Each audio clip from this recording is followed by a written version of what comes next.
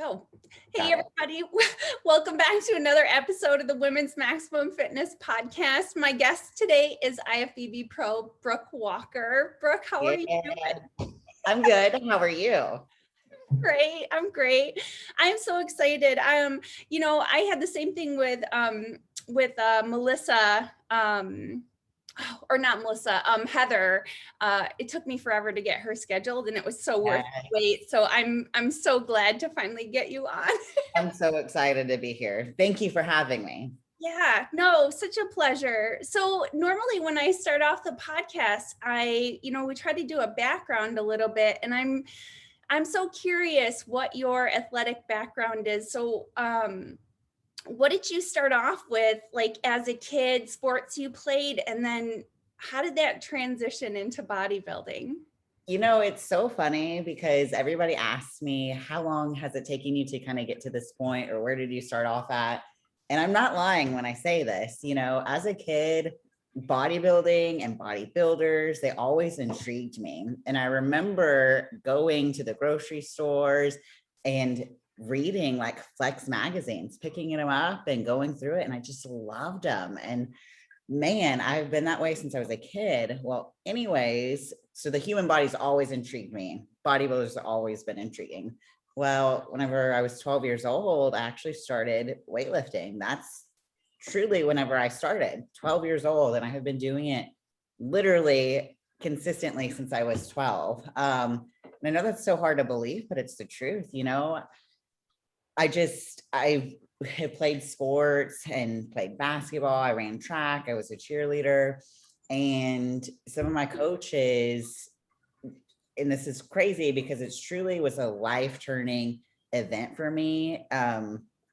My powerlifting coach, Coach Elder, I'll never forget it, took me into the weight room, and I was 12 years old, and he introduced me to a barbell squat, a barbell bench press, and a barbell power clean at that point, and then we slowly introduced deadlifts, down the road, but I just loved it. And then the idea of I was 100% in control of the weight, that was so amazing to me because I started off my my max on bench press was 55 pounds.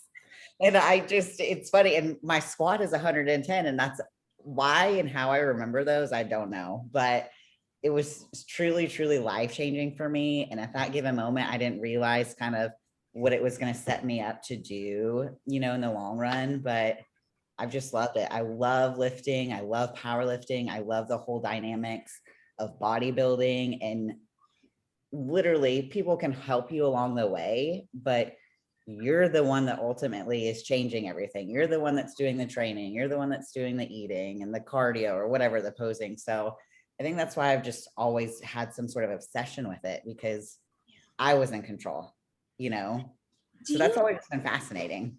Do you feel like teachers need to be like this is a different story with you. You had somebody who gave you really good direction from the beginning. It actually sounds a lot to me kind of like John Meadows' story, who started, really early and had really good direction, because a lot of people don't have that. I mean, don't you think this is super important? I don't see this a lot, even like with my daughter in school. Like, why aren't they teaching kids basically how to squat, deadlift, and bench in their gym classes? Like, it's almost like it's a specialty. It should be, don't you think it should be taught? I absolutely do think it should be. And that's something that I'm a huge advocate on, because you look around and not only is the United States and like we're in an obesity epidemic, but not even from adulthood, but children now are suffering from obesity. And it's really unfortunate to see. I live in Arkansas, and I actually believe that Arkansas is the number one state now for obesity. And you look around, and I mean, you see people everywhere, just they're not active. They're eating all sorts of junk and fast foods, and they're overeating at that. They're, like I said, there's no activity, and it's just progressively getting worse and worse and worse. And I feel like kids especially are more sedentary now than ever, and there's great things, obviously the advances in technology, that's great, but I think they've actually hindered us in other aspects of life too. And I think that children especially have they're actually the ones that are suffering the most from it, so I'm all for teaching proper form and executing, proper form in school at an early age. That way, if we instill these habits in these children now, they're going to be more likely to continue that route as they grow up. And then they're going to push it on their children and so on and so forth, instead of having this cycle that is leading into obesity and health problems. And the list kind of goes on.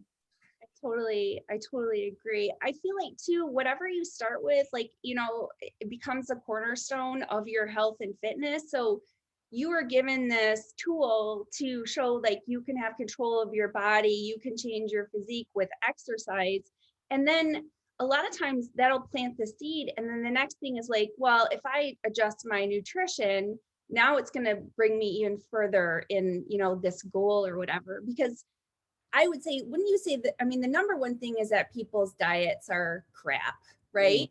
100%, yes. And so trying to change that, and then, maybe you're all of a sudden you're going on a diet and, and then it's harder to push weight in the gym. Teaching someone that they're strong first, I feel like such a great base to then expound on someone's overall health. Yes. Yeah. Oh, I completely agree with that.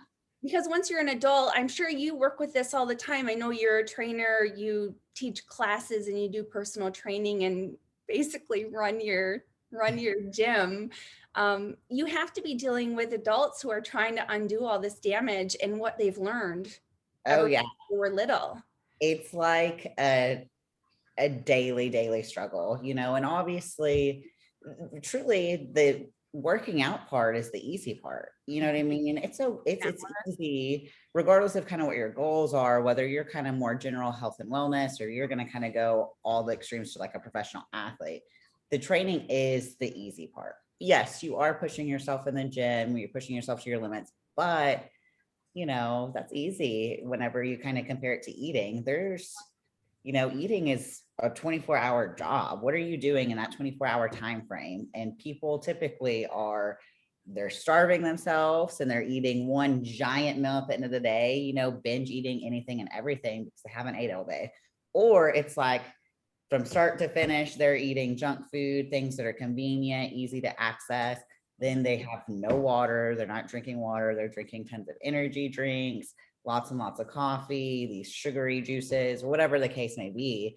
And it's like never ending. And you're absolutely right. You get into the gym, and I think it's the American way that we want immediate results, instant gratification. Well, I try to tell people like, hey, I get it. I know you want results right now, but it's taken years and years and years to do the damage that you've done.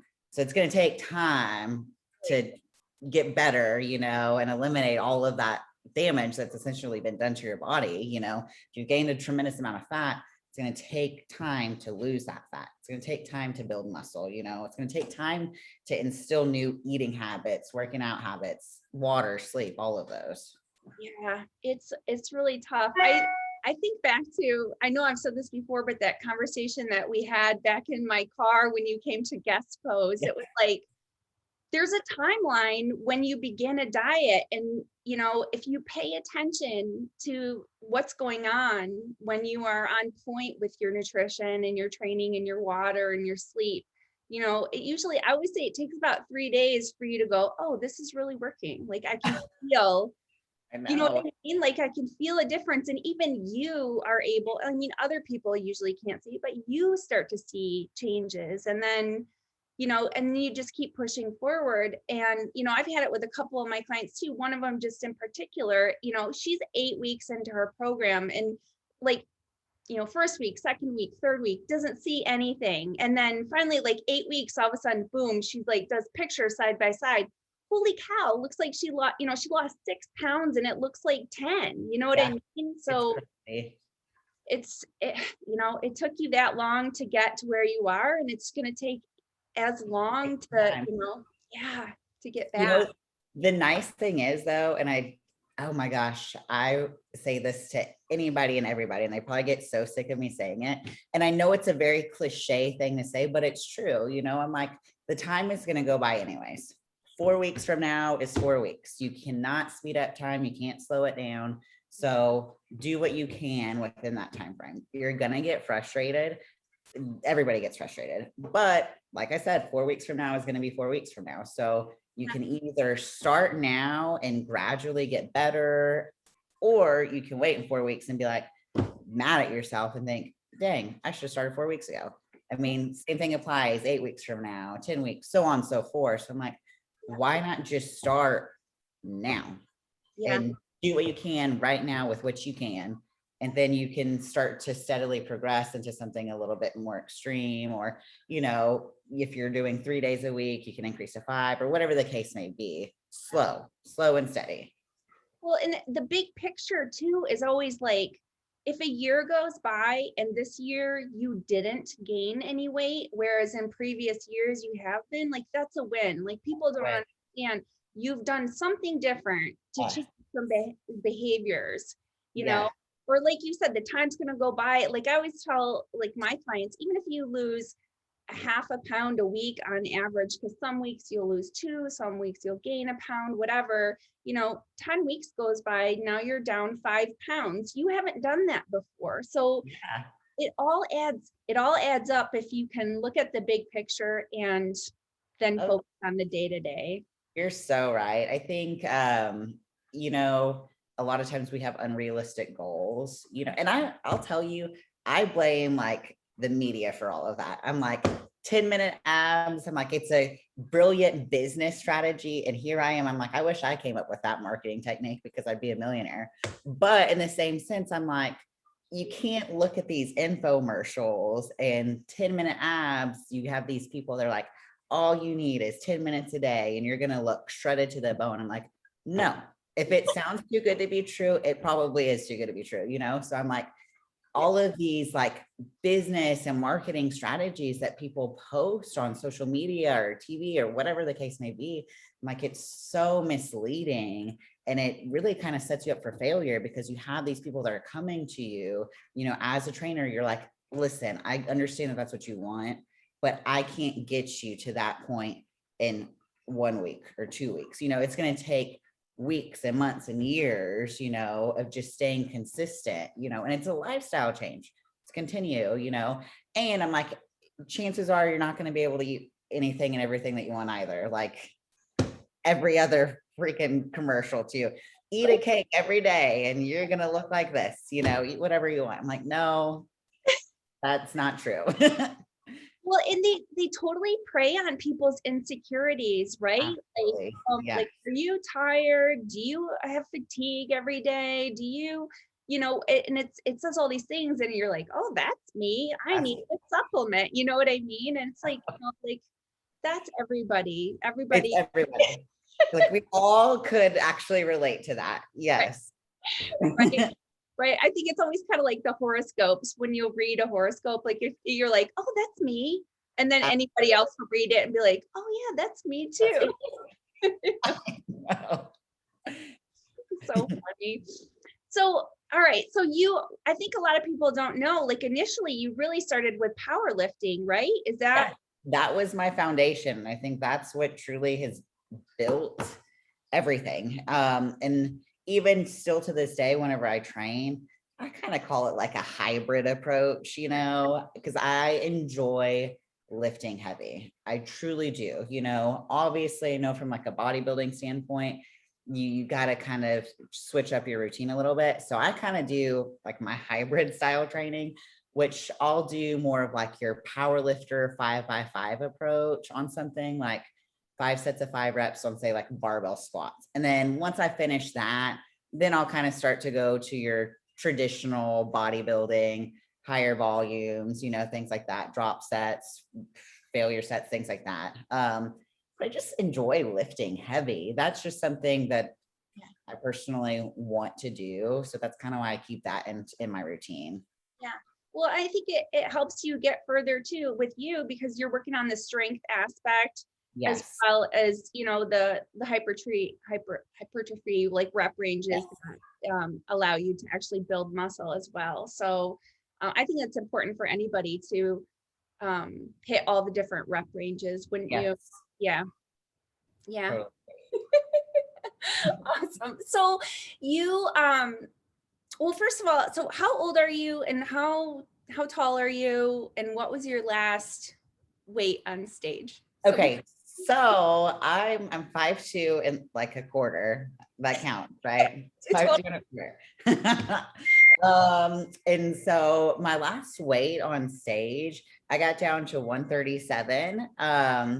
Just really pretty happy with, you know. I felt like each time I step on stage, I kind of gradually get a little bit heavier, not by much, you know, like 2 pounds increase. But to me, I'm like, if I'm coming in and 2 pounds of muscle, you know, I feel confident with that, and I'm coming in a little bit tighter. So I feel pretty excited about that, you know. But I'll tell you too, I'm so not a weight person. I do not like to step on the scale. I don't like to obsess over that. So I do weigh in every single week, just once a week, just to kind of monitor yeah. what's going on with my body. Yeah, I think that is like super important too. I have, especially, I mean, it can be, it is a tool, but it can also be a trigger. You know what I It mean? is. So yeah, There's times where I'm like, I feel light, you know, and I'm like putting hands on my stomach. I'm like, oh, I know I'm dropping, you know, but I know better, because here's the thing. If I step on that scale and there's not a drop, I'm going to be pissed off. You know what I mean? And then I'm like, oh, why even bother? Why diet anymore? You know, it just, everything else goes out the window. So I truly, even on those days that I feel real light, I'm like, nope, you just wait until it's time to weigh in. Don't focus on it. yeah. But I'm 30 years old, and I'll be 31 in July. Okay. That's awesome. Getting up there. When is, when is your birthday? July, what is it? July 22nd. Okay. Oh, that's, oh, nice. All right. I was thinking mine's April 22nd. So Oh, look at that. We're in a line. that's right. So when was the first time you stepped on stage? I know you have posted this before and after on your Instagram with your bikini. Yeah. You did bikini first, right? So what who got you into prepping for a show? Is there a coach that maybe we're aware of or you want to give credit to? So my first show, I did it all by myself. I went into it and not really knowing what the heck I was doing, you know.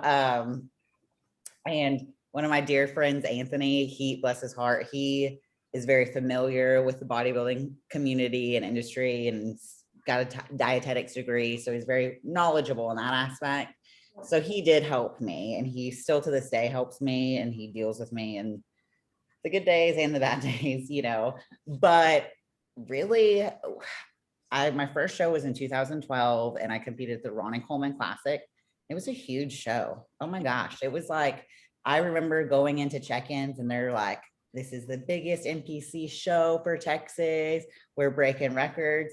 And I wasn't nervous at all, to be honest, because I don't think I even knew what I was getting myself into, you know, like, I don't know, like, here we go. Just, I didn't know how like comparisons were going to go. I didn't know how individuals were going to go. I was like, I'm just going to go have some fun. No stress, no pressure, you know. And there was like 30 girls in my height class, you know, and this is like at a supposedly small NPC show, you know. And I didn't care. I was like, all right, whatever. I'm just going to go have some fun, you know, no pressure. And I ended up placing top 5.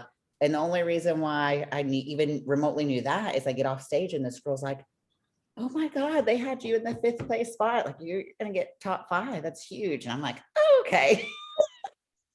No idea, you know, but let me tell you, that show was really life-changing for me because it was a great experience. It was just fun. And like I said, no pressure. I tell people still to this day, like, your first show, I'm never saying don't go in and train to win. Never, don't do that. You know, train to win always, regardless of what your goals are.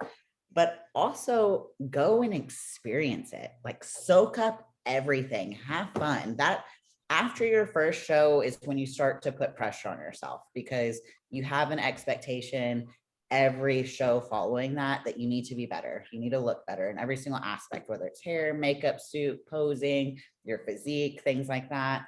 Your first show, it's kind of like just there. You're there to experience it, soak it all in. You know, you don't know what to expect. So that's what I did. And the awesome thing is, I met so many amazing people at that show. And still to this day, nearly 10 years later, I still keep in touch with some of them. And it's so funny. Just, you know, last weekend, I was talking to a girl and she was talking to me about that Ronnie Coleman show. She's like, I still remember you at that show, you know, and it's fun. I love it because this industry, this bodybuilding community it's small. And I feel like we're just like this tight knit of like-minded people. We're just like a family, you know? So here we are 10 years later, and I'm like still in touch with people that truly had an impact on my life then. So that's really awesome. But I loved it. I had the time of my life there, set no bar, had no idea what I was doing. But after that point is when I really started to kind of be like, okay, I got to get competitive, got to start taking this serious. And from that point forward, it's like, I'll stress myself out for every show. Do you feel like, I think that, I feel like there is more of a trend now of, like you said, people not enjoying their first show, because I think it has a lot to do with social media. Like, I think girls put a ton of expectation. I'm going to just speak from a women's perspective, that the girls put a lot of expectation on the first show. Like, they're supposed to do really well. And, you know, I think people are kind of rushing into, rather than enjoying, like, you know, this has been, I mean, obviously you started at 12, but competing in 2012, this has been a 9-year journey for you on the stage. And it's like, I think more and more people are trying to jump into that pro status within like 2 or 3 years. You know, you're so right on that. And that's something that truly bothers me, you know, because here's my thing. And I never want anybody to say, oh, you should be okay with losing. So whenever I say this, I don't want people to take it the wrong way, but it's okay to lose. Like it is, it's okay. You can't get bent out of shape about losing. You can get frustrated because we all want to win. Every show I go to, I set the bar to win. I'm competing to win, you know, and that's freaking why I still keep doing it, because I'm ticked off because I cannot seem to win a damn show. But, you know, here's the thing. If people, whenever you leave a show, there's going to be one winner, right? There's one winner per class, you know, and especially as you start to go on, you're going to go to the NPC amateur level, you know, you might do a few classes, whether you're doing novice, open, masters, whatever the case may be. But then you start to go up in ranks and tiers, and you're probably not going to do as many classes. So then you might go into the national level, maybe only do an open class. Well, the competition is going to be a little bit more extensive. It's going to be a little bit more elite. So it might be harder there. You might win shows, you know, at the NPC, like a local show, then you move on to national, it's going to be a little bit harder. Then, you know, that might take you years and years and years to even reach pro status. And then at that point, it might take you years to even place top 5 at a pro level. You know what I mean? And now, don't get me wrong, there's obviously those athletes that do, and I don't like you guys that are doing this, but you know, they like go on and they qualify nationally pretty easily. They got great freakish physique, you know, then they go on to the national level and they qualify, they get their pro card. It's like one and done. And then you see people go out and make their pro debut and they win it. You know, there are those people, but there's less people that do that. You know what I mean? So you have to be in it for the long haul. And you just have to understand that you might not get it your first time. You might not get it your second time, your third time, you know? And if I can preach it, I can preach it, because I seem to get right there in so many different aspects. I'm so close, but then I can't seem to quite get that win or that Olympia qualification. And that was the same thing going in for my pro card. I mean, it was crazy. I was like, I would go in and I would miss my pro card by one place, literally. And that's frustrating, but I didn't stop. I got frustrated, yes, but I kept going, and I just kind of kept telling myself, like, it's not your time, you're not ready, there's improvements to be made. Still to this day, that is what I'm telling myself, and I think a lot of times people put so much pressure on themselves to win, or maybe they're just embarrassed to lose. Like, why? Because you post on your social media, oh, I got last place. Who cares? Who cares? I placed my last bikini show. I got like 8th place, 8th place. And I mean, it's funny to me now, but I was mad about it then, but I didn't care in regards to like who saw that Brooke Walker got 8th place, because here's the thing, no one cares. You know what I mean? Right. You're just putting these you're putting added stress on yourself that you don't need to. You know what I mean? Yeah. And like I said, people are just, you got to be okay with losing. You know what I mean? Well, you can't rush that process, right? Exactly. Absolutely. It's not your time. It's not your time. And bodybuilding's different in the sense that it's not like a basketball game or a football game where you go in at halftime and you're like, okay, we're going to make these adjustments. We're going to come out and see if we can stop them here, here, and here. Bodybuilding's totally different. If you go in after prejudging and someone's just better than you can't really gain muscle mass, drop body fat in a matter of hours. You can manipulate factors, yes, but someone's just better than you. You just got to say, you know what? They've got me here, here, and here. Obviously, I need to make some improvements. I need to maybe take a step back, or maybe I'm real close. I need to kind of jump into another show or whatever the case may be. Just, you got to be in it for the long haul. That's all I can tell you. Yeah, no, well, and I think that goes back to what you said, why it's so important to enjoy that first show and not, I mean, I know so many people who have they're going into a first show, like freaked out. What do I expect? Da, da, da, da, da. And it's like, well, it's like anything until you can't really explain what's going to happen, because I mean, every show is run differently. You don't know what's going to happen. You have to just go experience it and learn what you're going to learn from it and take that and move forward onto the next one, But yeah, like you said, enjoy it. And I feel like too, so many people are working so hard to, win a local show, win a national show, get their pro card within a matter of, 3 or 4 years. And it's like, you aren't enjoying your life then either. You're putting so much pressure on this particular thing.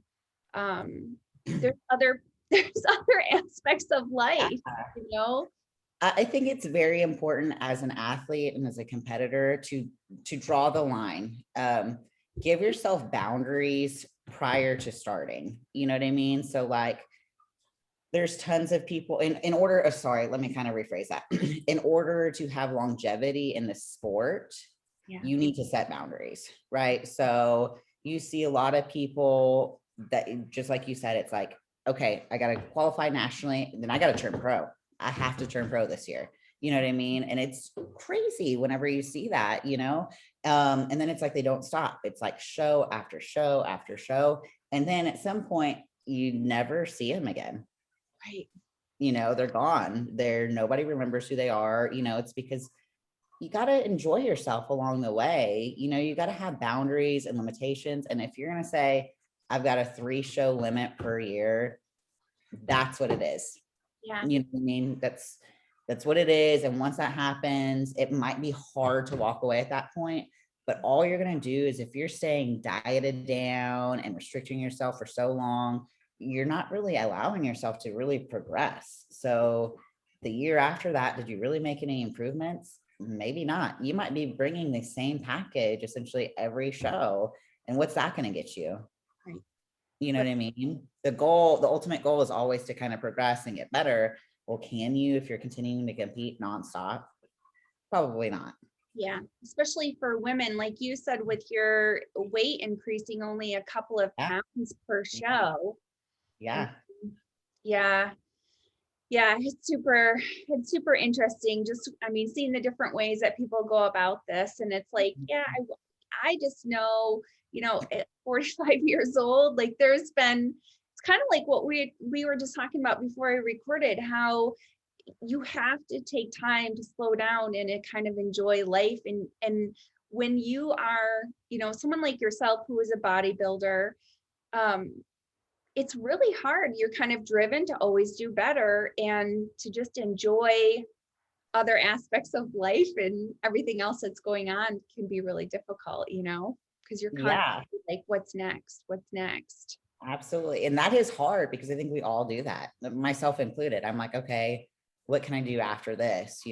Instead, and I'll tell you this year, I've really tried to we're focusing on this show, and once I get done with that show, then we're going to focus on what I need to do next, and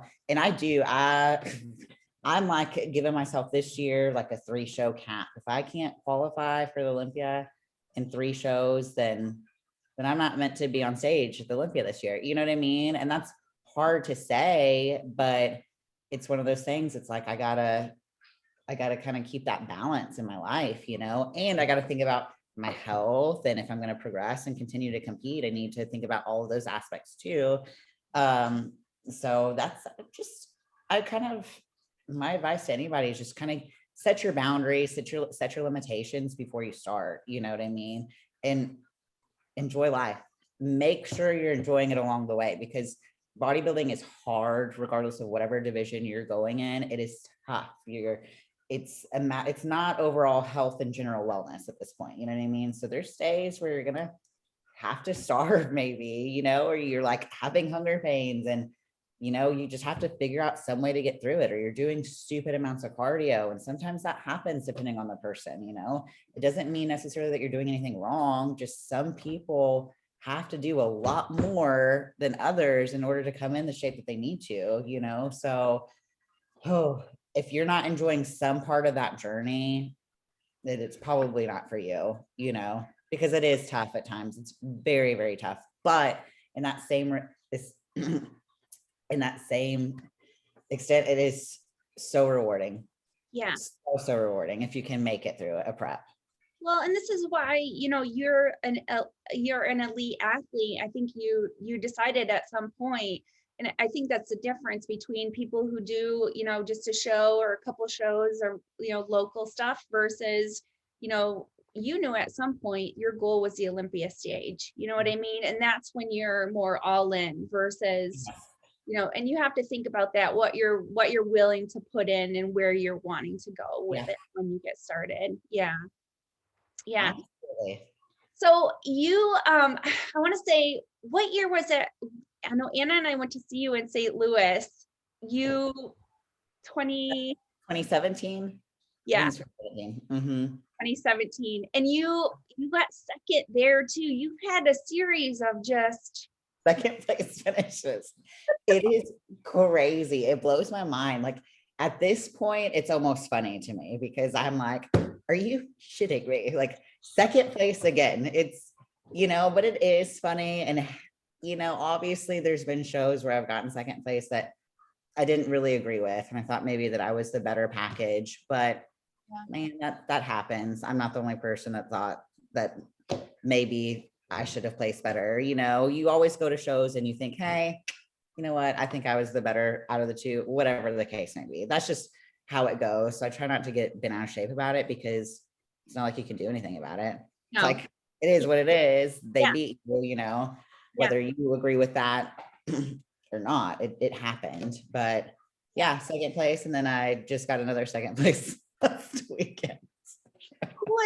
I don't want to throw her under the bus, but I want to say the girl who won, I haven't even seen her compete. And is she out there now competing? So the girl from last weekend or from 2017. Okay, yeah. So she is not competing as of right now. I don't know if she has any plans to compete at some point, but we'll see, and that's something that obviously I'm kind of like a slow and steady wins the race kind of person.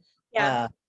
I have been competing for a long time. I'm not somebody that's going to compete 5, 6, 7, 8, 9, 10 times a year. I'm just not going to do that, and obviously I always kind of live by the saying, like, don't sweat the small stuff, so I'm like, I'm pretty laid back. If, last year, obviously with COVID, I had every intention on competing last year. It was just COVID happened, so I ended up taking last year off and it was not planned. It was just, I just took it off because there was a lot of like, I didn't know what to expect. There was a lot of things that were kind of left up in the air.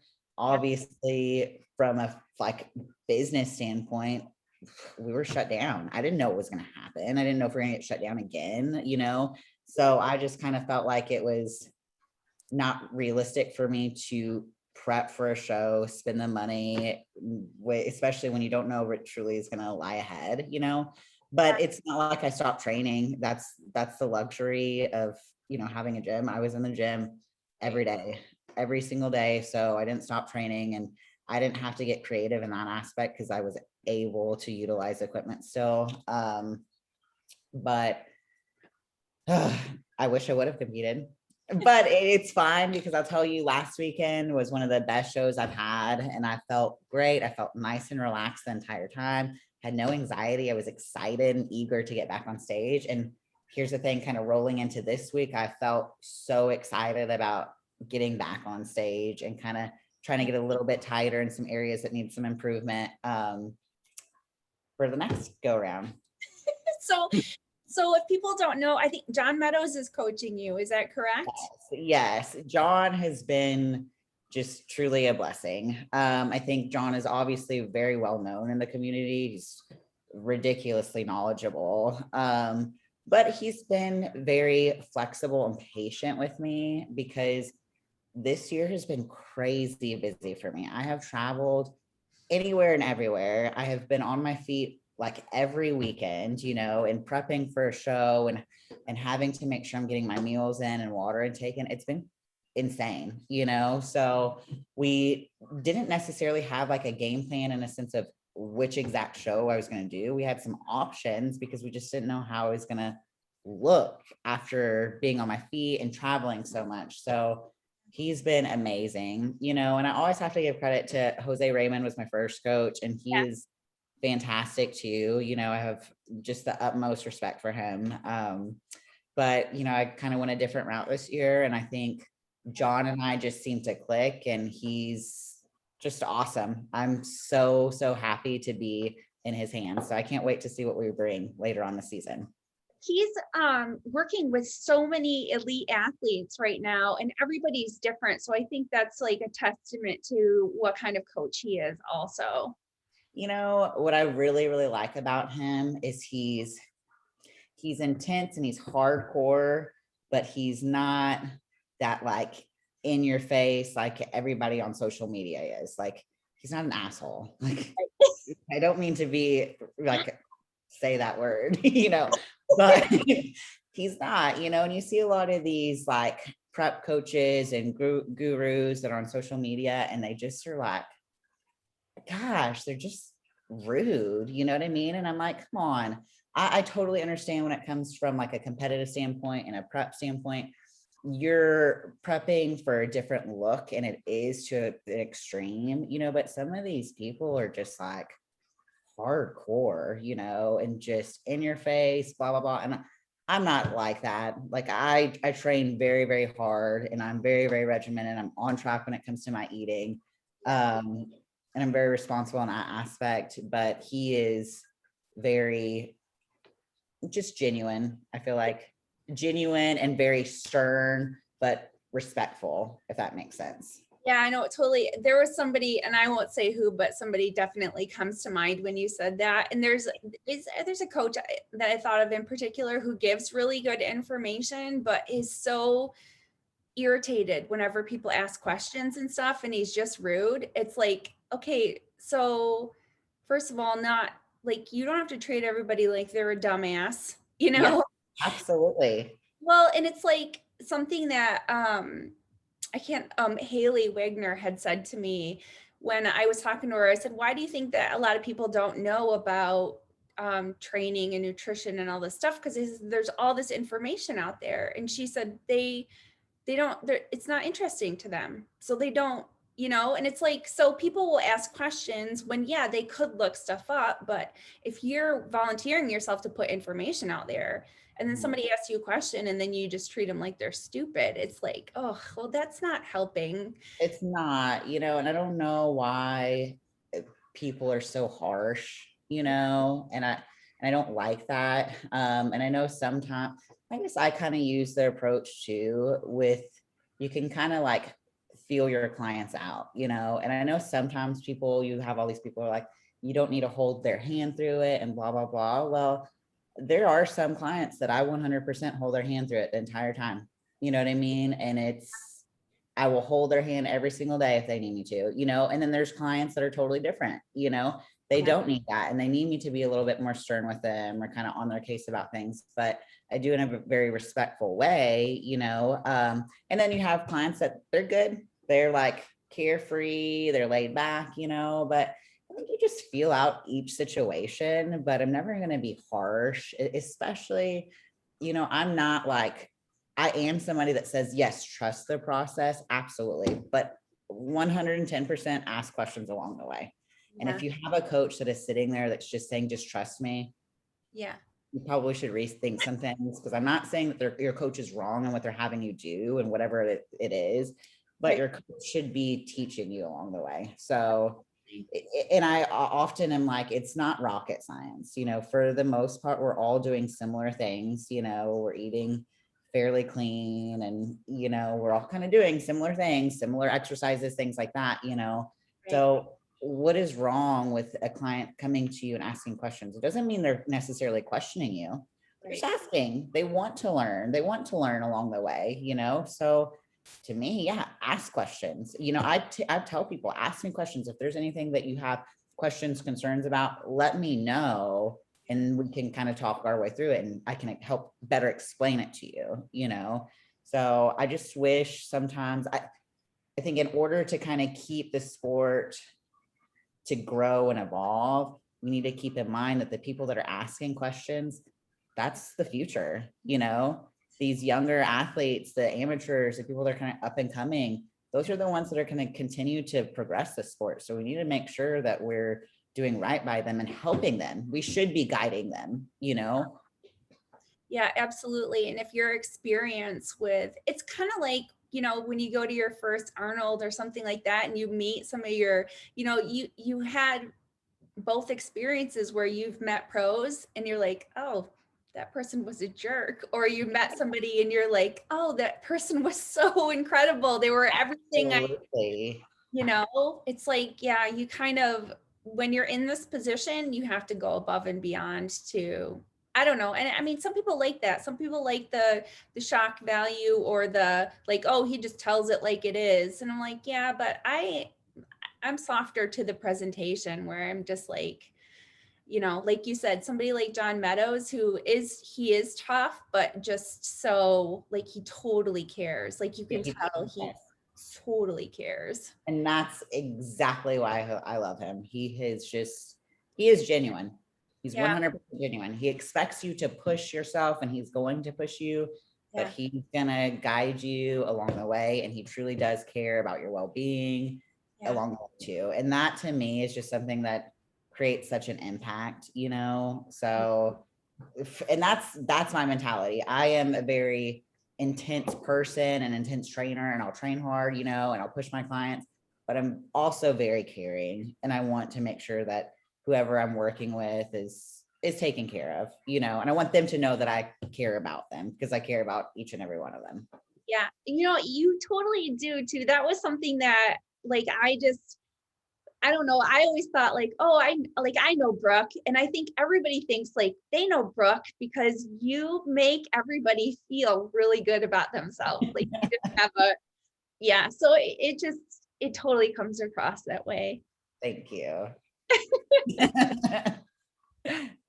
So, so you competed in 2012 in bikini and have had, so what were the years leading up until now? So I competed, let's see, I'm trying to think of when my last bikini show was. So you did it more than a year. Yes, I did. And I think at first, when I first started, I probably could have stayed in bikini, you know, and just, I mean, you know how that kind of obsession starts to happen. It's like you literally kind of get obsessed, you know, and I was just like, I'm not missing workouts, I'm not missing meals, I'm staying on track and blah, blah, blah. And have this, like I said, I enjoy weight training. I enjoy being in control of whatever the weight is that I'm pushing, and I expect more and I want more. And if I get really close to lifting whatever X amount of weight it is, I want to continue until I get to that point. And then I'm like, okay, now I got to progress from there, you know? So being in bikini, it's like, if you're going to continue to grow muscle and get bigger, at some point you're going to have to switch divisions, you know? And I kind of kept going in bikini. And you know how sometimes you see yourself and you're like, no, I'm not getting bigger. You know what I mean? Like, I kind of think I had that mentality, and I would go and do like check-ins at shows, and I would be backstage and they're like, women's physique, you're up. And I'm like, I'm not women's physique. Like, I'm bikini, you know? So my last bikini show, I guess, was in 2014. And that's literally how it happened. It was the St. Louis Pro, and I did the amateur division of that. And I'll never forget the expediters being backstage and they're like saying that, you know, women's physique, you're up. And I'm sitting there like knowing, I'm like, okay, this is not going to be good for me. I mean, I knew before I even got on stage, I'm like, I'm in the wrong class, you know, but what are you going to do? You can't not go on stage. So I'm like, whatever, I'm going to go own it. And I got 8th place, you know, whatever. And then at that point I came off stage and I was like, okay, we're moving up. And originally I was like, okay, let's go with figure. And I love the figure division, but I thought physique is much more up my alley. I enjoy posing. I enjoy the performance of physique. And I obviously love muscle. So I was like, screw it. I'm going all the way up to physique. And I did. And I competed, let's see, I guess that was in March or April. And I competed in July in women's physique, and I won the overall show, and I immediately jumped into North Americans after that. And I missed my pro card by 1 place. And so I just knew, you know how you go into a division and I was like, this is my home. I just knew I loved it. And I enjoyed being on stage in bikini, but man, something was just different about physique. I was like, I'm a performer. I love performing. And I felt like I was able to show myself and present myself better and how I wanted to portray myself to the audience and to the judging panel. So Yeah. started competing in physique in 2014 after my last bikini show in 2014. That's awesome. There is a lot of freedom to the posing in women's physique. That's what I love about it too. So I don't want to downplay it by saying like figure is more difficult, but I feel like there's a lot, you can't hide a lot with those quarter turns with figure. Either you have that hourglass shape, or or you don't. And that's the beginning and the end of it for figure for the most part. So figure's very structured, you know, so I agree. Yeah, but I love the women's physique because you get to play with the poses, and they're a little bit different every year. People come out with new ways of posing and you're like, oh, I'm going to try that. So it's beautiful. It's just beautiful. It is. And it's just a different way to showcase your body, you know? And so, and that's really important to me too, especially in the women's physique division, is to keep it feminine, you know? So I love to show people that you can be a woman with muscle and still be pretty and sexy, you know? And so I love to kind of portray that in my posing. Yeah, absolutely. And you do your last stage pictures. You must have been so proud of yourself. They're just beautiful. They're beautiful. You know, I tell people the smile that you see on stage with me and whenever I perform, that is so genuine. It's like I'm in my element, you know. I love it. I enjoy every single aspect of that. And man, this last show, and I enjoy every time I compete, you know, even the experiences where I didn't play so well, or I felt like I could have brought in a better package.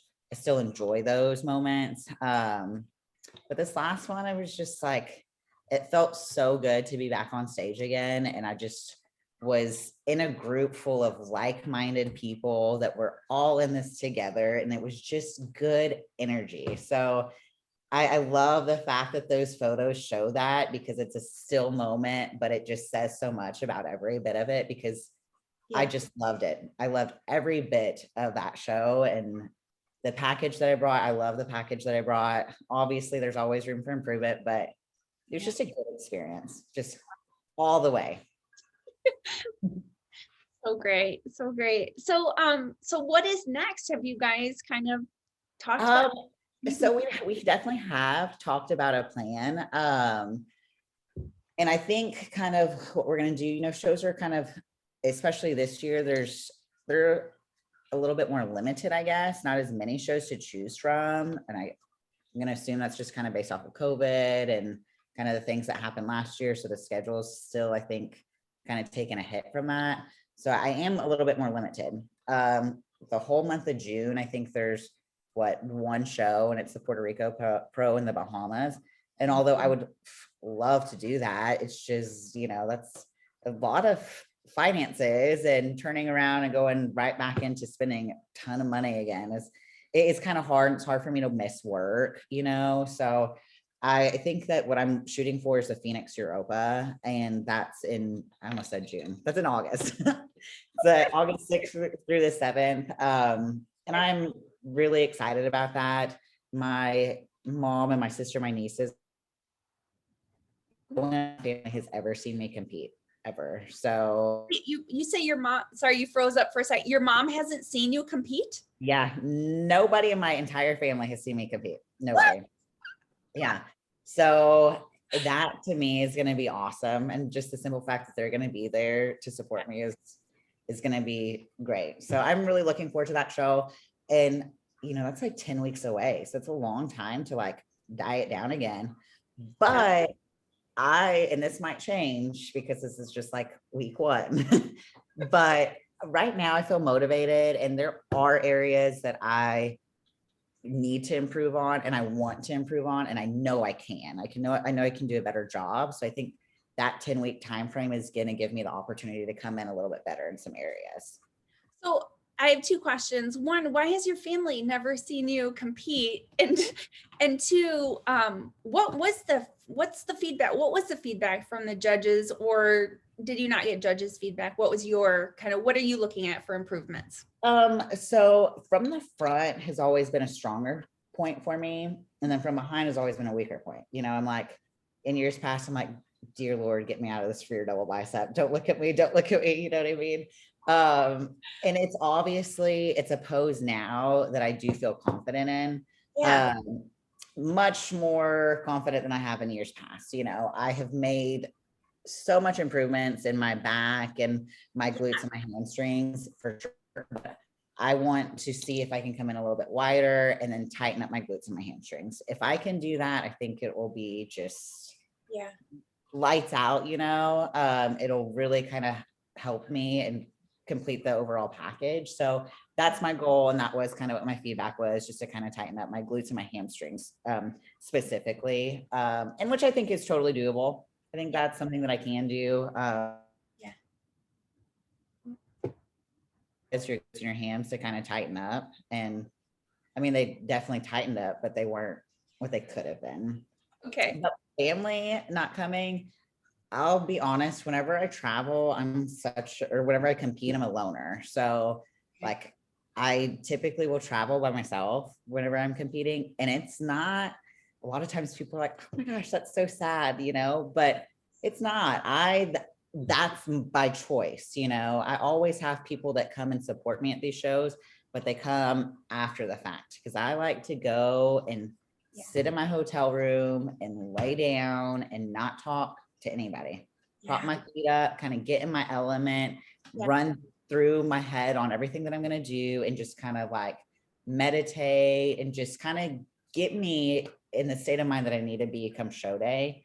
And then once show day's over, I'm like ready to rock. I'm like, okay, let's go enjoy, you know, all the friends that have kind of come there to support me. So this will be a big deal for my family, you know, coming. And it's not, and I'm very like, I don't really tell anybody that I'm competing, my family included. I'm like, oh yeah, I'm competing this next weekend. Like, that's what I did for Shreveport. You know, I was like, oh yeah, I'll be out of town that weekend. I'm sorry, I'm competing. My sister's like, what? So I'm kind of partially to blame too on some of that stuff, but I'm a very impulsive person. So if I just feel it, I'm like, let's do it. Yeah. You know, I think so that's good for boundaries though, just because like I know from the little I know about your life, mhm, you mhm. work a ton and you're always in contact with people. And then don't you have like 5 dogs too? I've got 3. Okay. I'm always doing something. I'm always so busy. And yeah, I'm like working with people nonstop, whether it's clients or, I teach tons of group fitness classes. So it's like the Yeah. amount of people that I talk to and run through a day is insane. And I love it. I love my job. I do it to myself. I set my own schedule. So the fact that I put 12-hour days on myself is on me. It's nobody else's fault. It's my own fault. And I do get stressed out every day. And every day I'm like, why do you do this to yourself? But for some reason I keep doing it. But I just think I respond better with that. I respond better to kind of like a fast-paced lifestyle. But in that same sense, whenever I am getting ready to compete, you're absolutely right. That's when I like to check out and not talk to anybody. Like that's my time, So that's just something that I've kind of always done and it works for me. And I've been like that my entire life, whether it comes to like basketball games or powerlifting meets, I kind of like to isolate myself prior so I can just get myself in the right headspace. Yeah. So you played basketball. Yeah. I was actually pretty good. I was like a defensive superstar. That was my specialty. And I love basketball. My basketball coach used to always call me a pit bull, because I was really like scrappy, I guess. I love it. And I still to this day love basketball. I'll still play every once in a while, but it's like I'll play horse. Right. Right. I'm not in an extreme, game of basketball, but I do love it. I enjoy watching it. I love all sports really. Awesome. So there's one other thing I definitely wanted to touch on that's unique about you. A lot of people don't know, aside from fish, you're a vegetarian, right? Yeah. Yeah. Yeah. And if so many people, I literally was just having this conversation with somebody yesterday at the gym. So I'm eating and I was eating tofu and he's like, oh, how do you eat that? And I'm like, I eat this every single day. What are you talking about? And he's like, you don't eat meat? And I was like, no. He goes, you just not eat like red meat or what? I'm like, I don't eat meat at all, and he was so shocked and he thought, well, maybe that this was like a new thing. And I'm like, it's been like years. So the entire time that I have been competing and living the kind of bodybuilder lifestyle, I've never ate meat. I mean, this is, I don't know, it's been like 14 years or something. I mean, it's something crazy since the last time I had meat. And all that is, it's not like a preference or any sort of like health issue or concern. I'm like an animal person. I love animals. I can hardly eat fish, so I still eat fish, but I've gotten to the point where I eat fish like once a week, Yeah. but my grandmother used to tell me that it was a burden because I have such a. Ooh, you're frozen. Ooh.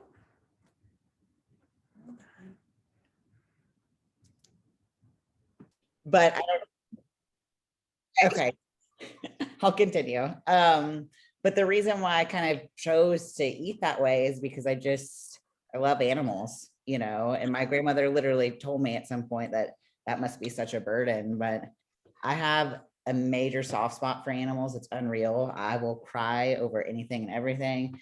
I stop and get turtles out of the road all the time. I have taken a crawfish out of the road before. A crawfish, I'm not kidding.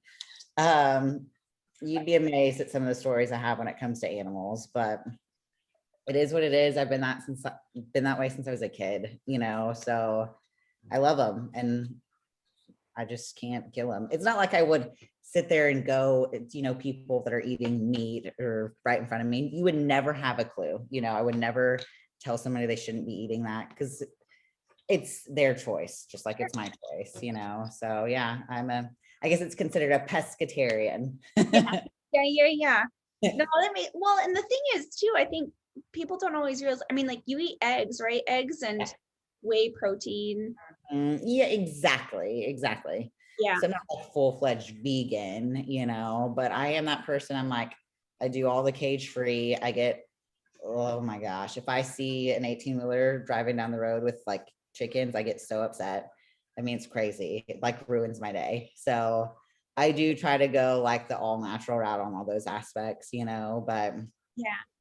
I guess there's only so much you can do. Yeah. No, I understand. Not to the extreme, but I do. I mean, we're the Yeah. same. We're animals. So it's a good reason, you know, and you're obviously still healthy. So you have found ways around it. So yeah. Absolutely. Yeah. Definitely. I remember you telling me, I had asked you, well, I want to ask you this for the people listening. So I always ask this question, if you've ever cheated on a diet. You're like, Let me tell you, this is the crazy thing, and I'm being honest. Like, there has not been one prep that I've ever done where at some point I self-sabotage, literally, you know. And now here's the thing. I know that you're gonna have your hardcore people that are like, oh my gosh, I don't slip up at all. And that's great. You know, that is so great, you know. But I have my moments of weaknesses, and I think everybody does, where you're tired, you have this body dysmorphia, you're looking at yourself and you're like, I'm not changing, I'm not lean enough, I'm not good enough. And then you're like, screw it, I'm done. Or you have some sort of trigger that just triggers you and you're like, I'm quitting, I'm not competing. Nope, I've done that every time I compete. And so I'll like eat something that's crazy, which I think, oh my God, my go-to is like trail mix. Like I will gorge myself off of trail mix. It's insane, you know, and I do that literally every time I prep. But or that being said, it's not a cycle where I'm doing it a week at a time. It's that day I've quit and I'm hating the world and I'm upset and blah, blah, blah. And I ate a bag of trail mix, a very large bag of trail mix. It's not like I'm cheating. It's definitely cheating, big time cheating, you know. And then I get mad at myself. It's like the same cycle. And then I'm like, okay, you're done. And I have this like heart to heart and I'm like, you got to get it together, you know. Right. But my advice too is for competitors that do that, I think here's the most important thing. People will mess up on their diet and then it's like, okay, I'm going to fast. I'm going to starve myself after the fact, you know. And I'm like, just everybody messes up. We're all human. And to say that you're not going to mess up on a prep is not likely. Everybody does, whether you're not able to get all your meals in at some point, or you don't get all your water in, or you're not resting. Have 100% prep, you know. They might in a food aspect, but other regard. Oh, I lost ya.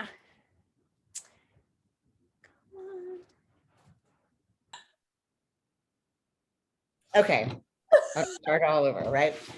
But in regards to cheating on your diet, I think the most important thing is give yourself some credit, you know, and instead of saying, I'm going to double up on cardio the next day, or I'm going to fast for 24 hours, just get back on your program. Yeah. Like the next day, do what you're supposed to do. You know, it's a cycle that can be dangerous, because here's the thing, if you allow yourself to cheat and mess up, and you're going to, and you are so concerned about it, and then you're like, I'm going to fast for 24 hours, you're allowing yourself to involve yourself in a cycle that's going to continue and it's going to escalate, you know? So the most important thing to do is just get back on track. It is what it is. Everybody messes up. You're human. Things are not always going to go your way. We're going to have moments of weaknesses, and that's just, it is what it is. So that's one day. The great thing is the next day is a whole new day, and you can get right back on track and do exactly what you're supposed to do. Yeah. And a lot of times, especially, you know, when you're in the depths of prep, or even when you're dieting, your body just uses what happened. You know what I mean? Like it really, day or two, you're right back to where you were, like it didn't even happen. But it's the mental response that, like you said, causes the problems big time. Absolutely. Yeah. I remember you saying too that wasn't your craving after a show was a peanut butter and jelly sandwich. Still to this day, it's like peanut butter jelly sandwich and Ruffles chips. Like, I don't know. Like, and I want to eat Ruffles chips, but I want the Ruffles chips on the sandwich too. Weird. I wanted Fritos this year. I mean, that's which I didn't get, by the way, but at some point I will have my Fritos. It's funny how the cravings kind of change depending on, every time you go into a diet, there's something new that you're kind of craving. It is truly the weirdest thing, but it is peanut butter and jelly sandwich for whatever reason is always something that I want and I crave. I don't know why, but it's so satisfying to me, I guess. Yeah. Did you have those a lot when you were a kid? I don't know. I mean, I remember eating them. Here's what I did have. I had what is that, like apple butter? Oh yeah. I'd have peanut butter and apple butter sandwiches all the time. So maybe that's what I need to eat after this next show. That's wonderful. So I guess we'll go into our, is there anything else that you want to plug, or anything that you want to say maybe to women in general who are watching, any advice? I just say, like I actually talked yesterday about just embracing your body, and I have a lot of clients that are either competitors or general health and wellness, and they obsess over things like social media and Instagram, and this girl looks this way or whatever the case may be, or this girl's competing in this show, or, and I'm like, we're always going to be our worst critic, and it's okay to be critical of yourself, but in a healthy way. Always want to be better and look better and work on areas that you need to, but don't defeat yourself, embrace yourself and love yourself through all aspects of life, whether you're in full-fledged off season, or if you're shredded contest prep, or if you're just general health and wellness and you're just looking to get better and rock a bikini during the summer, you know what I mean? Whatever your case may be and whatever your goals are, embrace yourself and love yourself along the way, because there's one of you, you know what I mean? And taking care of yourself and self-care is so, so, so important, and if you got a little cellulite or skin roll or fat roll, it's okay. We all do. I promise you the photos that people are putting on social media, those are the best angles. Those are the best filters, or whatever the case may be. I mean, who's going to post a bad photo of them? Right. I mean, I'm not. I don't want to post the bad stuff. And believe me, there's all sorts of ridiculous photos that I could post of myself, but don't sweat the small stuff. Of course, people are going to post the really appealing stuff on social media. So just love yourself, and your body is going to be different than this girl's body next to you. And sometimes that's not fair. And some people are more responsive to things, but just love your body, love it, and do what you can with what you can and with what is in your control, right? Don't be concerned about what everybody else around you is doing. Focus on yourself. Yeah, absolutely. I think that's awesome advice. And it is really hard. Social media is tough with comparison. And I mean, it really will make you feel bad about yourself if you aren't able to look at somebody and appreciate what they have and that's exclusive to them, and just say, that's not me, but they have. Absolutely. You know what I mean? Learning to appreciate other people for what they are, and realize and like what you had said, when you had got into competing, maybe there were people that you had aspired to look like, but then you realized as your body was evolving, oh, like my body is really awesome. It doesn't have to look like that. I'm making the best version of myself. Absolutely. And you can always look at a woman, and I always recommend this. There's nothing wrong with looking at a woman and saying, oh my gosh, she's got a rockin' bod. Like, she looks great, but give yourself some credit too. Like, this girl might have awesome legs, but girl, you might have some awesome shoulders. You know what I mean? So like, we're all in this together, and it's all about supporting one another, so give credit, yes, but give yourself some credit too. Absolutely. All right, well, let's go into these questions, and then I will let you get on with your day. So what is your favorite music style to listen to? Okay, so I'm like 80s all the way, and I am like convinced myself that my prime is I'm living in the wrong decade.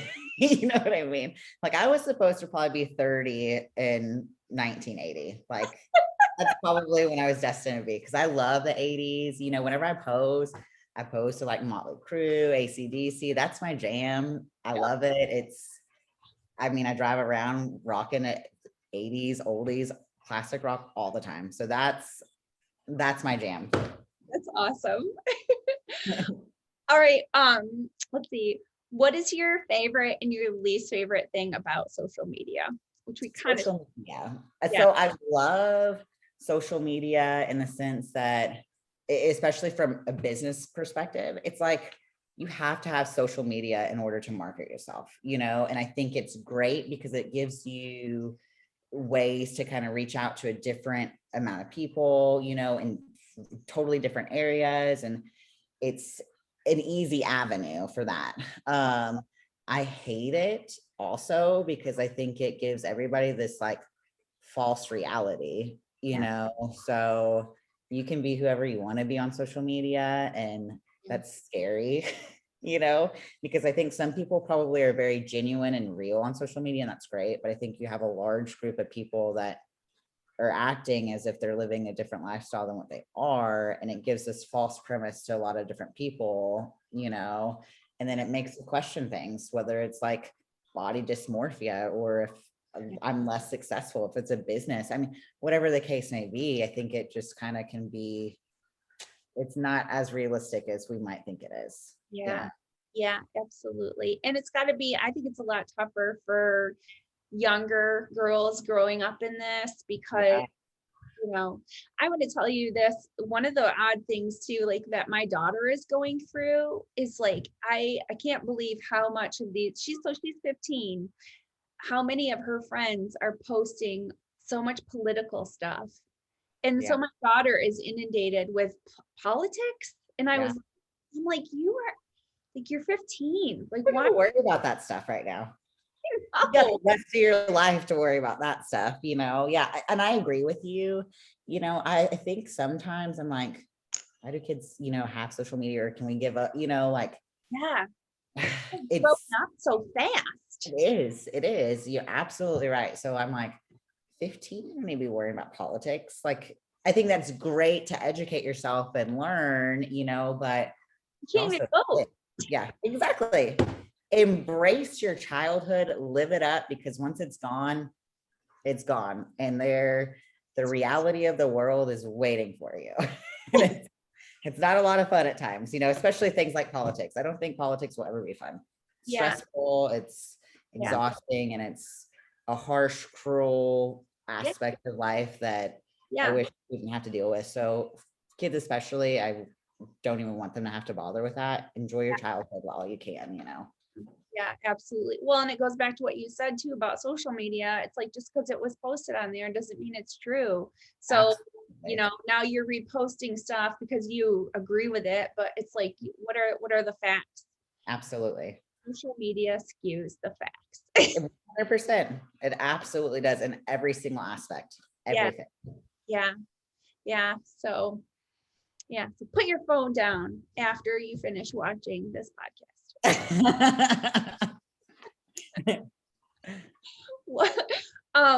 What is your favorite ice cream flavor?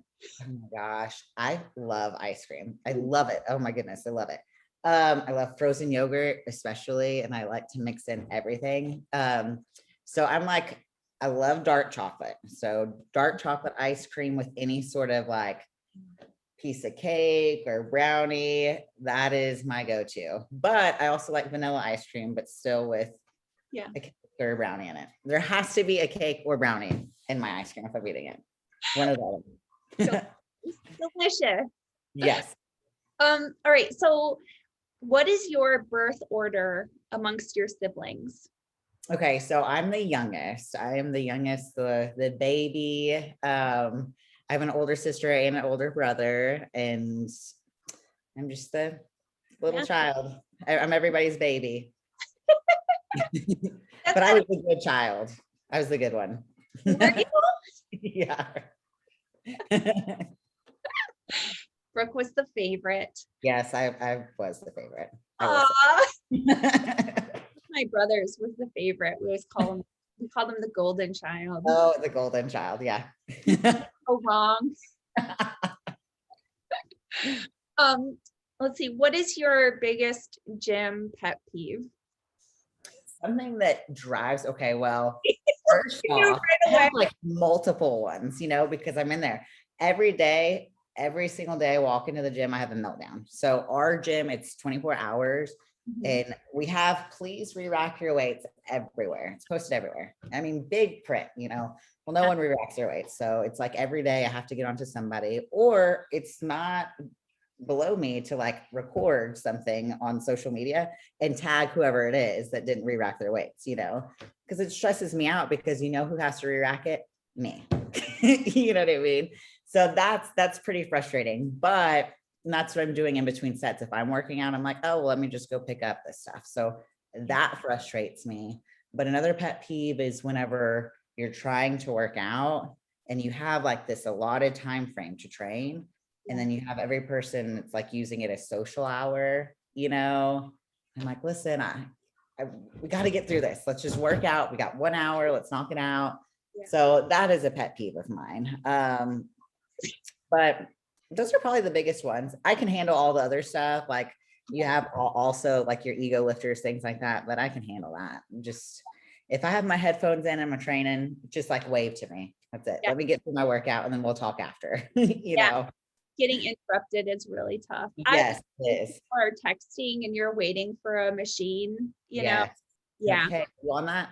Yeah, I've got one more step. I'm like, get off your phone. They always say that too. They have one more. Yes. It's always one more. Put the phone down. It's really funny. Well, I know you love all animals, but are you a dog person or a cat person? I'm such a dog person. I've got 3 dogs, so my heart is obviously with them. And I've got 2 Australian Shepherds and an English Bulldog. So, oh my gosh, I love them so much and they drive me crazy every single day of my life. But I would be lost without them. So I'm dogs all the way. Yeah. That's wonderful. All right, heels or sneakers? What do you prefer? Sneakers. Now I can do some wedges, but I'm like a Vans. I wear Vans every single day. I have Vans on my feet right now. Because you're always go. It's yes, like exactly. Yeah.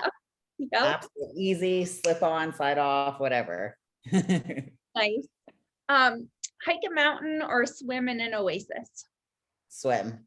Now I love hiking, but I'm a water baby. I grew up on the lake and I would love to be in the water anytime, whether it's lake, river, ocean, all of it.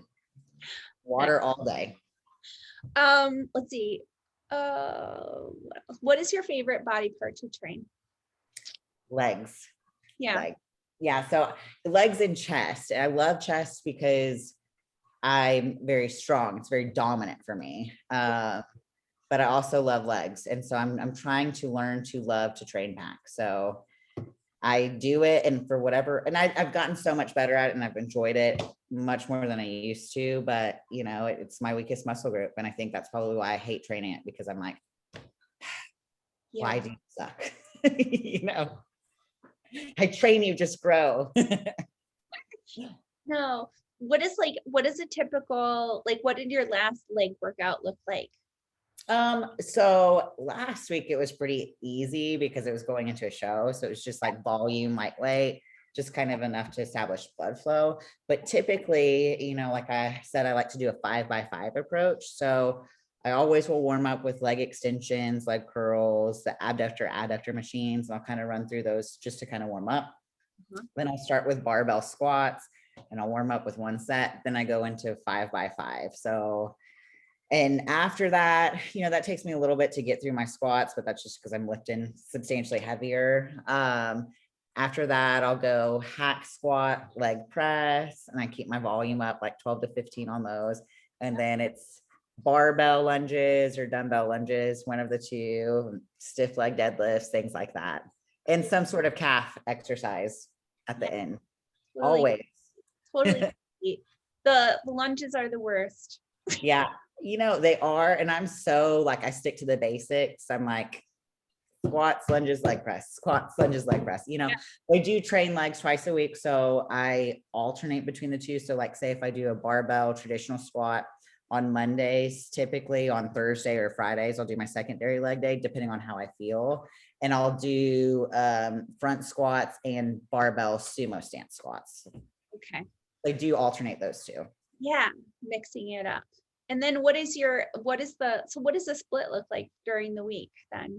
So typically, if everything goes as I want it to, Monday I'll train legs, Tuesday I'll train back, Wednesday I'll do like a chest, tricep, shoulder, and then Thursdays it's like secondary leg day if possible. If not, I'll do arms on Thursday, and then Friday will be my secondary leg day, arms and core. And if I feel up to training legs on Thursday, I'll do legs on Thursday, then arms on Friday, or vice versa. Yeah. So you tend to take like Saturday and Sunday off for the Yes. Yeah. For the most part. And sometimes that doesn't work. If I'm feeling pretty beat down and I need to take like Thursday off, I'll take Thursday off, and then I'll train Friday and Saturday. So I just kind of use my body as my measurement. So you're in the gym all the time. Do you have a specific time of day that you train usually that you take off? Yeah. So I train every day, typically about 1 p.m. is whenever I start my training. Every day, it's kind of the middle of the day, so it's slower in the gym at that time. But I also have a few meals in me, so I feel my best. I feel strong, and I'm energized at that point. So that's just kind of what works best for me. Are you still doing fasted cardio every morning? Yeah. Right now I am. I'm doing fasted cardio. And here's the thing. I enjoy fasted cardio. The only time that I have issues with it is whenever I've like hit snooze on my phone over and over again. And I'm like, oh, you got to go to work right now. Like it's time to get up, But aside from that, in season, off season, I keep cardio in the mix. Obviously I'm probably not doing as many cardio sessions as I would whenever I'm prepping for a show, but I do like to do fasted cardio because that kind of gets me going for the day. It gives me time to kind of mentally prepare myself and think of everything I need to get done, and kind of clears my mind for the day. It's my meditation, I guess. Yeah, that's awesome. So, who would you like to see interviewed on the podcast? Who's a woman you think that other women could learn from? Let me think about this. You know what? I always think Juliana Melicarne, would be amazing. I think she is by far my favorite women's physique Olympian because I think she embraces what the division is, and has always had a great physique. Her shape was just beautiful. Obviously her muscle was just beautiful, but she was beautiful, and something to me, what woman doesn't want to feel sexy? I think that's important, and I think that she portrayed that. She had that sex appeal, whenever she'd walk on stage, she just had that glow. She looked phenomenal. And I think she's a great advocate for the sport, even though she's retired. To me, that's who I still kind of want to, I idolize myself based off of her, I would love to see her on the podcast. And I think something that's important to her, and I think that should be, I think more women should embrace, is obviously I think there's a lot of issues with maybe say the women's physique division, that it's sometimes can be going in the wrong direction. But I think it's so important for the women that are still embracing what they feel that women's physique should be, and still keeping the good balance between femininity and muscle. It's so important for us to stick together, because if we don't, we allow the sport to evolve into something that we don't want it to. So that's something that's so important to me. I do want this division to remain feminine. And I think, like I said, it's just very important for the women that do want that same thing. Important for us to all make a stand together. Don't get frustrated, keep competing, keep showing up, because when we quit, that's when it starts to evolve into something that we don't want it to evolve to. Yeah, no, I totally agree. You're setting the bar, because every time you show up as That was something that I think Latoria had said too. She's like, oh, I'm always going to show up looking like how I want to look, Yes. not for necessarily, I mean, within the criteria, but I mean, if judges are going to reward a more extreme physique, I'm still going to bring what I'm going to bring, because it's not about winning. It's about walking away with, your health and your femininity, still looking how I want to look. She said, if I do something that is according to what somebody else wants me to look like, then it's not my choice anymore. Absolutely. And she said it perfectly, because absolutely, if you start to change your physique based off of what somebody else wants, Yeah. oh, is that really what you want? You know what I mean? You got to live with yourself afterwards. Yeah. Absolutely right. So you got to show up how you feel. Yeah. You should, and at the end of the day, whether you win or lose, that is a win, So that's kind of what I try to take away from every show that I do. I feel happy with the physique that I bring, the package that I brought. And I'm like, at some point it's going to happen. You just got to keep showing up, Yeah. That's wonderful. So Brooke, you do online coaching as well too, don't you? Yes. Mm-hmm. Yeah. So how can people get a hold of you? So they can, you can message me through Instagram, but here's the thing. Instagram's so freaking hard for me to deal with sometimes. So there's messages that I'm like, oh, I'm sorry, I completely didn't even see this, and it's been like months ago. So if that's ever happened to you, I apologize, because it probably has. But you can always send me email at brookewalkerfitness@gmail.com. And if you get confused, that's on my Instagram page. So email is always the best route, because I will respond to emails a lot quicker than Instagram messages. All right. And if people want to follow you on Instagram, it's Walker Brooke, is it? Yeah. Walker Brooke. Mm-hmm. Okay. All right. Perfect. Well, I'm so glad that we got to do this. I'm super thankful for your time. And it's always like a super intelligent conversation. You're just amazing. I always appreciate you. You're always so close to my heart. So I'm glad that we finally got to do this. Thank you. Thank you. So, all right, well, guys, this is Deborah Jean. You can find me on Instagram at buffcake22. You can follow the podcast at Women's Maximum Fitness. Listen to it wherever you listen to podcasts on whatever platform. And you can find this video on YouTube, which is buffcake22. And to remember that healthy looks different on everybody. Have a great day. Bye.